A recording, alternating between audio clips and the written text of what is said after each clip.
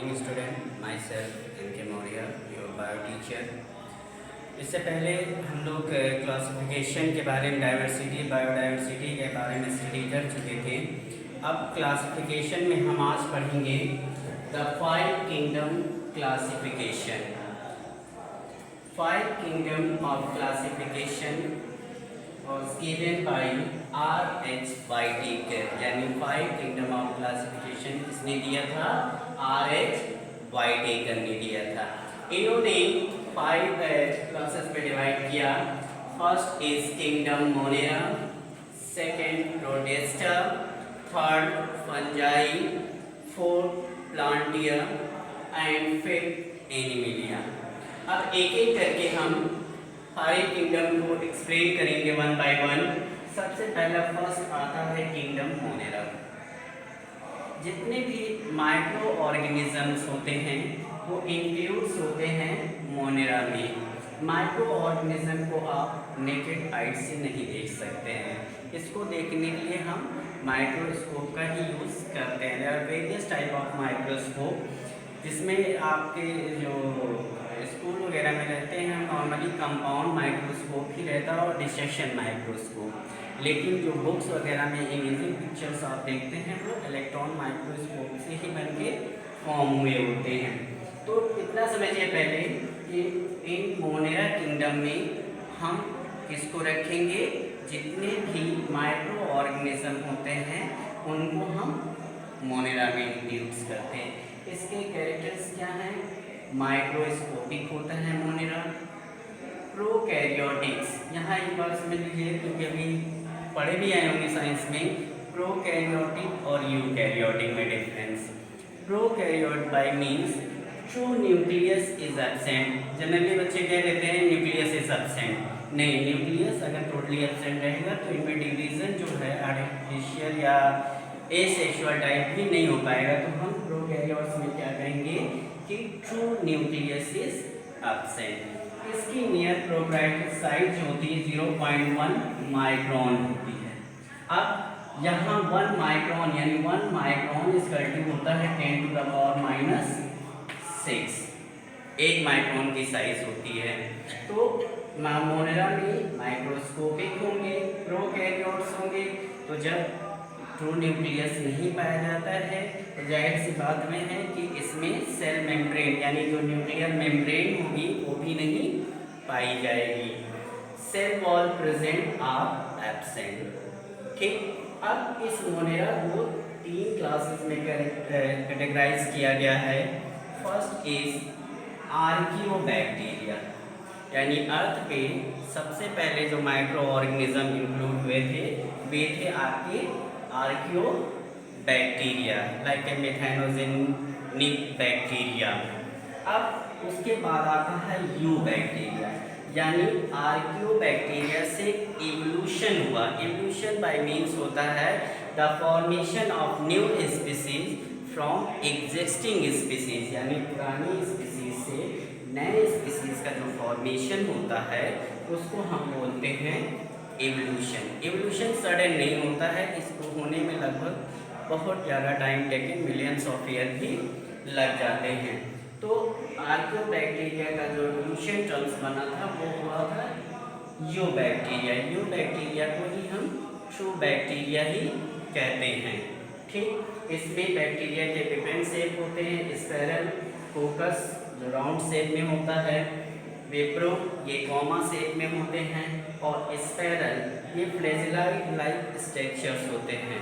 अब तुम लोग ये अक्सर जानते होंगे कि कुछ बैक्टीरिया जो हैं बेनिफिकल्स होते हैं और कुछ हार्मफुल्स होते हैं। अब इसको स्टडी कर लेना कि कौन कौन सी बैक्टीरिया से कौन कौन सी डिजीज़ होती है या कौन कौन सी बैक्टीरिया जो हमारे लिए यूजफुल होते हैं। कॉमनली एक बैक्टीरिया का नाम अक्सर सुनते होंगे लैक्टोबैसिलस, जो आपके कर्ड्स में पाया जाता है। ठीक, डिजीज़ अगर मान लीजिए बैक्टीरियल डिजीज़ है, कोलेरा वगैरह हो गया। ठीक, नेक्स्ट आते हैं हम साइनोबैक्टीरिया। साइनोबैक्टीरिया को हम ब्लू ग्रीन एल्गी भी कहते हैं। इनमें क्लोरोफिल्स प्रेजेंट होते हैं जिसके कारण ये फोटोसिंथेसिस कर लेते हैं। साइनोबैक्टीरिया में ही कुछ एल्गी होते हैं जैसे लाइक ए नोस्टॉक एनेमेना, जो क्या करते हैं एटमॉस्फेरिक नाइट्रोजन को फिक्सेशन में हेल्प करते हैं। और ये bacteria generally occur in the leguminosae family roots. Leguminosae family means होता है दलहन वाली फसल, जैसे अरहर के प्लांट्स आप देखते होंगे, साइंटिफिक नेम इज कैजेनिया कजान, ठीक। उसके रूट्स के नोड्यूल्स में ये पाए जाते हैं जो एटमॉस्फेयर के नाइट्रोजन को फिक्सेट करते हैं। नेक्स्ट है आपका mycoplasma. Mycoplasma this is mostly called a disease causing organism. Myco सबसे स्मॉलेस्ट, अगर सेल की हम बात करें तो सबसे स्मॉलेस्ट सेल जो होता है वो होता है आपका माइकोप्लाज्मा, ठीक। इसको सिंपली एक कह सकते हैं पीपी येलो भी, कहीं कहीं आप देखेंगे लिखा रहता है पीपी येलो। न्यूमोनिया यानी जो बच्चों में निमोनिया डिजीज होती है वो इसी माइकोप्लाज्मा के थ्रू होती है, ठीक। ये पाए कहाँ जाते हैं, ये स्वेस में, डम में और डर्टी वाटर में पाए जाते हैं। इसी माइकोप्लाज्मा को commonly known as a joker of plant kingdom. Joker of plant kingdom इसलिए बोलते हैं कि जो इसकी सेल वॉल होती है वो फिक्स नहीं होती है। क्लियर, मोनेला क्लियर हो गया। नेक्स्ट आपका आता है प्रोटेस्टा। प्रोटेस्टा फर्स्ट प्रोटेस्टा जो यूकैरियोटिक सेल थे, सबसे पहला यूकैरियोटिक सेल प्रोटेस्टा के फॉर्म में हुआ था। अभी आपको डिफरेंस हमने बताया कि प्रोकैरियोट्स और eukaryotes. Prokaryote means true nucleus absent, eukaryote means true nucleus present. तो जो प्रोटेस्टा था वो क्या था, यूकैरियोटिक, यूनिसेलुलर और यूकैरियोट्स। यूनिसेलुलर मल्टीसेलुलर मालूम ही होगा। Unicellular by means made of a single cell, multicellular by means made of a number of cell. अब यहाँ एक चीज ये समझा दें कि जो प्रोटोजोआ के प्रोटेस्टा के फैमिली होते हैं उनमें लोकोमोशन मतलब होता है चलना, मूवमेंट करना। तो उसमें दो तरह से होता है, एक होता है सीलिया और एक होता है फ्लेजिला। सीलिया और फ्लेजिला में डिफरेंस समझ लो।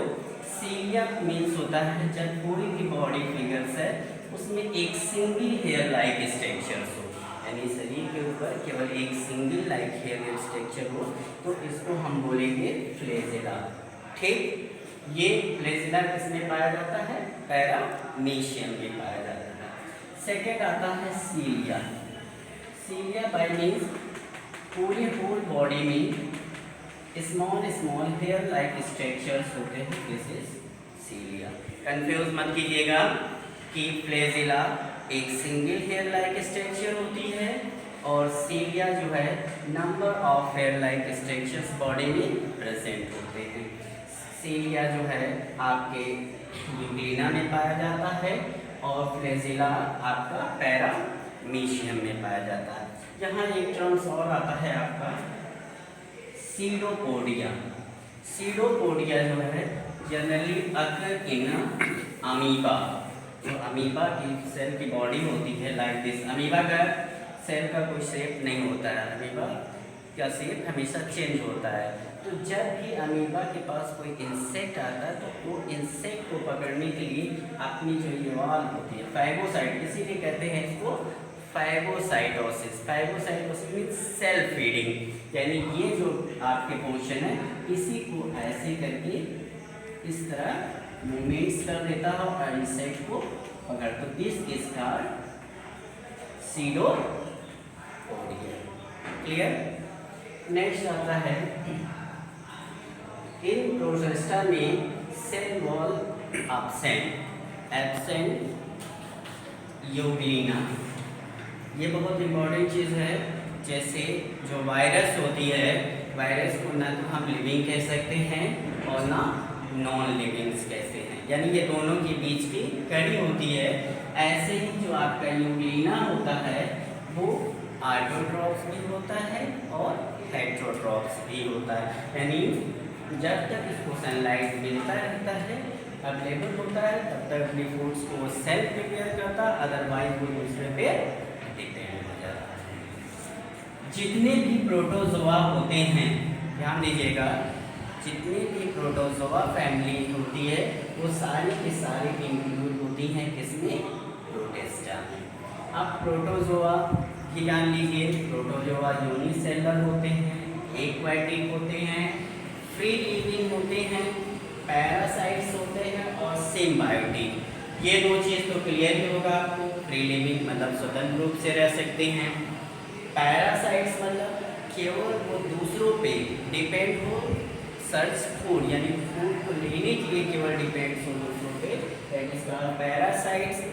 सिम्बायोटिक रिलेशनशिप मीन्स एक दूसरे पे डिपेंड हो, जैसे इसका मतलब अगर पैरासाइट्स हो तो जिसके ऊपर पैरासाइट्स हो उसको भी लाभ हो और जिसके ऊपर हुआ है उसको भी लाभ हो। जैसे एग्जांपल एक तरह से सुन लो कि अगर मान लो कहीं फैलो बैठी हुई है भैंस वगैरह, तो एक प्रो जाकर उसके ऊपर जो उसके इंस्टेंट को खाता है तो प्रो को भी फायदा हुआ कि उसका पेट भर गया और उस फैलोज को भी फायदा हुआ कि उसके इंस्टेंट किल हो गए। तो इस तरह की जो रिलेशनशिप होती है उसी को हम बोलते हैं सिम्बायोटिक रिलेशनशिप। क्लियर। अब नेक्स्ट आता है आपका किंगडम फंजाई। किंगडम फंजाई ये मल्टी सेलुलर होते हैं एक्सेप्ट ईस्ट। ईस्ट का नाम सभी सुने होंगे। ईस्ट में एसेक्सुअल बडिंग होती है। ईस्ट क्या करता है, जैसे ये रहती है अपनी बॉडी थोड़ा ऐसे ऊपर करता है मूवमेंट्स और ये फिर अलग होकर फिर एक नया फॉर्म्स बना देता है। तो जितने भी फंगस हैं मल्टी सेलुलर होते हैं, किसको छोड़कर, ईस्ट को। और ये क्या होगा, ये यूकैरियोट्स होंगे। राइजोपस और पेनिसिलिन। राइजोपस का नाम बता दें, जैसे आप लोग कभी ब्रेड में जो हरे रंग का कलर्स ग्रो कर जाता है, या जैसे कहते हैं इसको सड़ गया, फफूंदी लग गई, तो वो फफूंदी होती है आपकी राइजोपस। और एक पेनिसिलिन नाम आप सुने होंगे, इसका यूज ज़्यादातर एंटीबायोटिक बनाने में यूज़ किया गया था। जब सेकेंड वर्ल्ड वॉर हुआ था तो सबसे पहले जो सैनिक घायल हुए थे उनके ट्रीटमेंट्स के लिए जो एंटीबायोटिक बनाई गई थी with the help of penicillin से ही बनाई गई थी। नेक्स्ट सेल वॉल प्रेजेंट होते हैं और इसकी सेल वॉल मेड होती है काइटिन। सेल वॉल किसके मिलकर बनी होती है, काइटिन के मिलकर बनी होती है। हेट्रोट्रॉपिक होते हैं, सेप्रोफिटिक होते हैं। आप लोग कोई बता सकते हो कि कौन सा एडिबल फंगस है, खाने वाला कोई फंगस? यस, एग्रीकस, इसको हम बोलते हैं मशरूम। मशरूम की भी नंबर ऑफ वैराइटीज आती हैं लेकिन सारी को हम खाते नहीं हैं। नेक्स्ट है आपका food store oil and glycogen. जो फंगस होते हैं उसमें फूड जो होता है वो स्टोर होता है in the form of oil और ग्लाइकोजन। नेक्स्ट टॉपिक आपको एक नया टॉपिक यहाँ समझा दें, लाइकेन।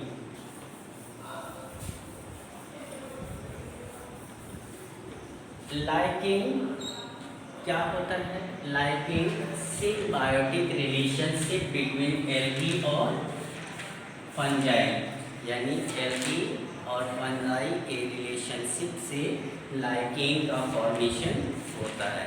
ये लाइकेन नॉर्मली आप देखते हैं जब बरसात का सीज़न होता है तो कहीं भी जो बड़े बड़े गड्ढे लकड़ी के बड़े रहते हैं उनके जो वॉल होती है यानी लकड़ी के गड्ढे पे ही ब्राउन कलर के पैचेस बन जाते हैं, वो पैचेस कहलाते हैं लाइकेन।